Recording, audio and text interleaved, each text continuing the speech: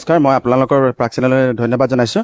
অসমৰ মাননীয় মুখ্যমন্ত্ৰী যিটো পদক্ষেপ লৈছে ৰূপেশ গৌলাৰ হেৰি কেবিনেট আজি এসপ্তাহৰ আগতে, সেইটো তেখেতৰ যিটো হেৰি বক্তব্য দাঙি ধৰিছে, সেইটোত একে আমি তাৰ পৰা বিৰত আছোঁ। চাওক, 5000 গৃহৰক্ষী বাহিনী তেওঁ ট্ৰেইনিং আপোনাৰ দিব বুলি কৈছে দেৰগাঁও আপোনাৰ পুলিচ একাডেমীত, কিন্তু আজি আমাৰ অসমত 26000 গৃহৰক্ষী বাহিনী আছে। সেই 26000 গৃহৰক্ষী বাহিনীৰ কথা তেওঁ ভাবিছেনে বাৰু?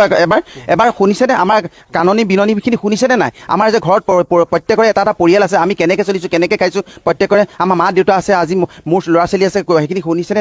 তেখেতে এটাই অনুৰোধ জনাইছোঁ, তেখেতে আমাৰ প্ৰতি অকণ সহানুভূতি দিয়ক। কাৰণ কিয় তেখেত মিটিং মাৰিলে 26লৈ তেওঁ সম্পূৰ্ণ শেষ হৈ নাযায়। কাৰণ 26ত প্ৰত্যুত্তৰ আমাৰ অকল আমি গৃহৰক্ষী বাহিনী 26000 নিদিওঁ, অসমৰ 3 কোটি জনসাধাৰণে ইয়াৰ প্ৰত্যুত্তৰ দিব 2026ত। তাতকৈ প্ৰত্যুত্তৰ দিবলগীয়া নাই। অসমৰ এটা প্ৰশ্নকে লৈ যে আচলতে সমস্যাটো ক'ত হৈ আছে? এই 5000 দিলে আপোনালোকৰ কি সমস্যা হ'ব? চাওক, এতিয়া সমস্যাটো হৈছে অসমত আমি যিহেতু 26000 মানুহ প্ৰশিক্ষণপ্ৰাপ্ত আছোঁৱেই, 26000ৰো অধিক আছোঁ, আৰু তাৰে কৰ্তব্যত আমি নিয়োজিত আছোঁ মাত্ৰ চৰকাৰী বেচৰকাৰী মিলাই পেলাই 16000। এতিয়া 16000 মানুহ আমি কৰ্তব্য কৰিব পাৰোঁ, আৰু বাদ বাকী মানুহ আমি ঘৰত বহি থাকিব লাগে, 6 মাহ 1 বছৰ পৰ্যন্ত বহি থাকিব লাগে। গতিকে আমাৰ দাবী স্পষ্ট কথা, আমাৰ এইটোৱে, এই 5000 নতুনকৈ লোৱা আমাৰ যিটো সিদ্ধান্ত লৈছে চৰকাৰে, এইটো সিদ্ধান্ত অতি সোনকালে এইটো বন্ধ কৰিব লাগে। অন্যথা আমি গোটেই অসমৰ 26000 হোমগাৰ্ড সপৰিয়ালে আমি যিকোনো আন্দোলন কৰিবলৈ বাধ্য হ'ম। নিশ্চয়কৈ কি ক'ব? এই মূলত ক'ব লৈছোঁ মাননীয় মুখ্যমন্ত্ৰী ডাঙৰীয়াক, তেখেতে যি আমাৰ 5000 গৃহৰক্ষী আকৌ বুজা আমাৰ গৃহৰক্ষী জোৱানৰ ওপৰত জাপি দিবও লৈছে। গতিকে আমাৰ 26000 গৃহৰক্ষী জোৱানে ট্ৰেইনিং কৰি প্ৰায় 16000 কৰ্তব্যত আছে, আৰু বাকীখিনি মানুহ ঘৰতে বহি থাকে। এখন কামান ল'বলৈ যাওঁতে অফিচত, হোমগাৰ্ড অফিচত চেণ্ডেল খৈ যায় এজন গৃহৰক্ষী জোৱানৰ। গতিকে 8 মাহ 9 মাহ এবছৰলৈকে বহি এখন কামান পায়, তাৰপিছত তেওঁলোক ঘৰত বহি থাকে। তেওঁলোকৰ পৰিয়ালৰ ভৱিষ্যত একো মুখ্যমন্ত্ৰী ডাঙৰীয়াই চিন্তা কৰা নাই। গৃহৰক্ষী জোৱানসকল আজি আমি 27 বছৰ ধৰি গৃহৰক্ষী কৰ্তব্য কৰি আছোঁ, কিন্তু আমাৰ চাকৰিটো নিয়মীয়াকৈ কোনো পধ্যে তেওঁ কৰি দিয়া কোনো চিন্তা নকৰে। গতিকে গৃহৰক্ষীখিনিৰ ওপৰতে গৃহৰক্ষী বোজা জাপি দিয়ে। গতিকে আমি মুখ্যমন্ত্ৰী ডাঙৰীয়াক জনাব লৈছে, 5000 গৃহৰক্ষী বন্ধ কৰি তেওঁলোকে যে যিখিনি গৃহৰক্ষী 26000 ট্ৰেইনিং কৰি তেওঁলোক বৰ্তমান ডিউটিত বা ঘৰত 5000 গৃহৰক্ষী লওক, তাত আমাৰ মানে বেছিকৈ লওক, কিন্তু আমাৰ পুৰণা যিখিনি আছে, আমি যে ঘৰত বহি আছোঁ, আমাৰ প্ৰতি অলপ চিন্তা কৰক। এনেতো আগৰ যিবিলাক পষ্ট আছিলে, আমাৰ চব পষ্টবিলাক প্ৰাইভেট কৰি যিমান গুৱাহাটীত আছে, আমাৰ নগাঁৱত আছে, যিমান মেডিকেল কলেজ আছে, চব প্ৰাইভেট চিকিউৰিটি ল'লে।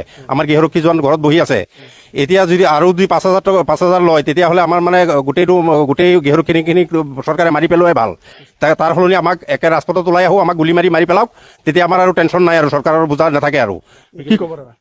চাওক, আজি কেইদিনমান আগতে যিটো মন্ত্ৰী মহোদয়ে যিটো ফেচবুক যোগে আমি গম পাইছোঁ, আৰু সেইটো আমি কোনো পদ্ধতিতে মানি ল'ব নোৱাৰোঁ। কাৰণ আমাৰ ইমান বছৰে আমি দাবীখিনি জনাই আহিছোঁ। গতিকে আমাৰ পুৰণা দাবীখিনি মানা নাই। তেওঁলোকে আকৌ নতুনকৈ 5000 হোমগাৰ্ড ল'বলৈ বিচাৰিছে। তেওঁলোকে 5000 হোমগাৰ্ড ক'ত দিব? আগৰ আমাৰ হোমগাৰ্ডখিনি ক'ত দিব? আমাক স্পষ্টীকৰণ দিয়ক। তেওঁলোকে আমাক প্ৰথমতে স্পষ্টীকৰণ দিয়ক। আমাক ক'ত খটাব? আমাৰ আগতে বহুত ল'ৰাখিনি আমাক এজেঞ্চিবিলাকত কাটি আছিলে। গতিকে তাৰ পৰা এজেঞ্চিখিনিত আপোনাৰ কি কৰিছে, কিবা চিকিউৰিটি দি পেলাই আমাৰ হোমগাৰ্ডখিনি আঁতৰাই দিছে। গতিকে সেইখিনি আমি কোনো ধৰণৰ সিদ্ধান্ত আমি তেওঁক মানি ল'ব নোৱাৰোঁ। গতিকে আমি প্ৰথম পৰ্যায়ত আমি তেওঁক অসমৰ মুখ্যমন্ত্ৰী মহোদয়ক তেওঁক প্ৰথমবাৰ আমি অনুৰোধ জনাইছোঁ, কাটৰ অনুৰোধ জনাইছোঁ, তেওঁ যাতে এই যিটো সিদ্ধান্ত লৈছে, এই সিদ্ধান্তটো যাতে তেওঁ নাকচ কৰে। আমাৰ যিখিনি পুৰণা হোমগাৰ্ডখিনি আছে, সেইখিনি কাৰণে যাতে এটা ভাল চিন্তা কৰে, আমি তেওঁক এইটোকে অনুৰোধ জনাইছোঁ। নিশ্চয়কৈ অনুৰোধ জনাইছোঁ। মই আপোনাৰ ওচৰত আহিছোঁ একেটা প্ৰশ্নকে লৈ। আজি মন্ত্ৰী ৰূপেশ গৌলা ছাৰে যোনখিনি কৰিছে, বা মুখ্যমন্ত্ৰী ডাঙৰীয়াই যিখিনি কৰিছে, সিদ্ধান্ত লৈছে যে 5000 গৃহৰক্ষী ল'ব, এটা ফেচবুক পোষ্টত দিছিলে। কিন্তু তেওঁলোকে সিদ্ধান্তটো ল'লে কেনেকৈ? কাৰণ যিহেতু আমাৰ ইয়াত আপোনাৰ 26000 কম বেছি আপোনাৰ গৃহৰক্ষী আছে, সেইখিনি এতিয়ালৈকে স্থায়ীকৰণ হোৱা নাইকিয়া। যদি সেইখিনি হোৱাই নাইকিয়া, তেওঁলোকে নতুনকৈ 5000 ল'বলৈ সিদ্ধান্ত কৰিব পালে। আৰু হোমগাৰ্ডৰ এটা সংবিধান আছে, সেই সংবিধান অনুযায়ী আপোনাৰ প্ৰত্যেকটো ডিষ্ট্ৰিক্টতে এটা DTC চেণ্টাৰ থাকে, তাত আমাৰ হোমগাৰ্ডৰ প্ৰশিক্ষণ হয়, বা আপোনাৰ ধৰক পানী খেতি হওক বা আমনি হওক। কিন্তু তেওঁলোকে কি কৰিছে, নিজাববীয়াকৈ যদি তেওঁলোকে সংবিধান সলনি কৰি পেলাই তেওঁলোকে যদি আপোনাৰ যোনটো আমাৰ পুলিচৰ ট্ৰেইনিং চেণ্টাৰ আছে, তাত যদি দিয়াব পাৰিছে, তেতিয়াহ'লে আমাৰ যোনখিনি গৃহৰক্ষী আছে, সেইখিনি কিহৰ কাৰণে স্থায়ী কৰিব পৰা নাই? মোৰ প্ৰশ্নটো সেইটোৱে।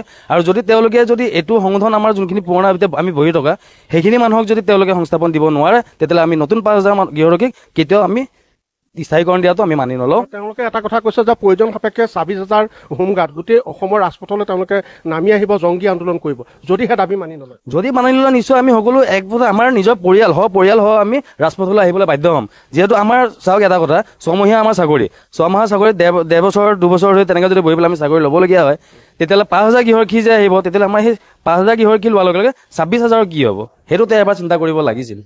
এবাৰ কাটৰভাৱে তেওঁক অনুৰোধ কৰিছোঁ প্ৰথমতে তেওঁ আমাৰ যোনখিনি দাবী আছে সেইখিনি মানি লওক